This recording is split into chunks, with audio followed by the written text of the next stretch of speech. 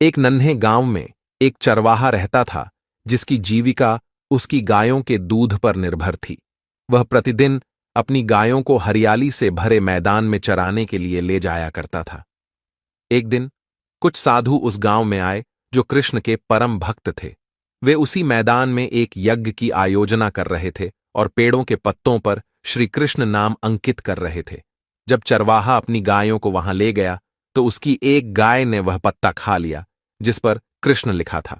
शाम होते होते जब सभी गायें वापस गौशाला में आईं तो उस गाय ने कृष्ण का नाम जपना शुरू कर दिया। ये देख अन्य गायें उससे पूछ बैठीं, तुम ये क्या कर रही हो? गाय ने उत्तर दिया, श्री कृष्ण का नाम मेरे भीतर समा गया है और अब मैं कृष्णमय हो चुकी हूं।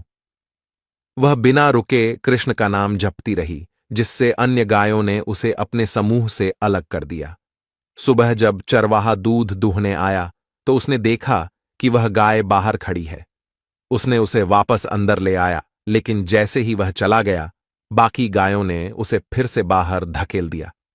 चरवाहे ने सोचा, इस गाय के साथ क्या समस्या है कि अन्य सभी उसे दूर कर रहे हैं? कहीं उसे कोई रोक तो नहीं? चिंतित चरवाहे ने गहन विचार के बाद उस गाय को ले जाकर एक सुनसान जंगल में छोड़ दिया। तभी वहां से एक चोर गुजरा जिसने अकेली गाय को देखा और उसे पकड़कर एक अन्य गांव में ले जाकर एक किसान को बेच दिया। इस प्रकार उसने कुछ धन अर्जित किया।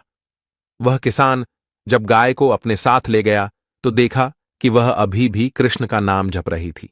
किसान ने इसे अनदेखा करते हुए उसके दूध को बेचना शुरू किया और कृष्ण के नाम के जाप से दूध अधिक मीठा और अमृत तुल्य होता गया।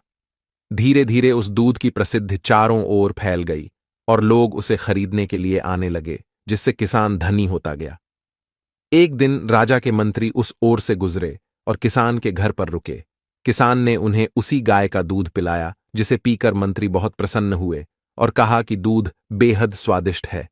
किसान ने बताया कि यह गाय सदैव कृष्ण का नाम जपती रहती है, जिससे मंत्री अचंभित हो गए। मंत्री राजमहल लौट आए।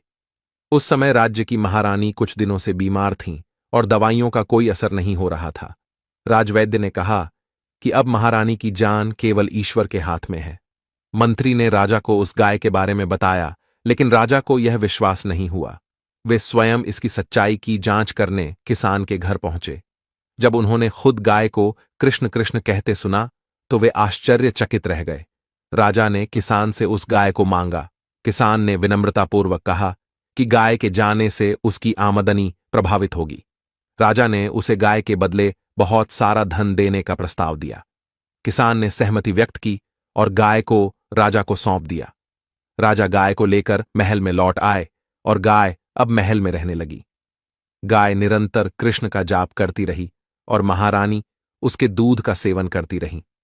इसके प्रभाव से महारानी की सेहत में सुधार होने लगा और कुछ ही समय में वह पूर्णतः स्वस्थ हो गईं।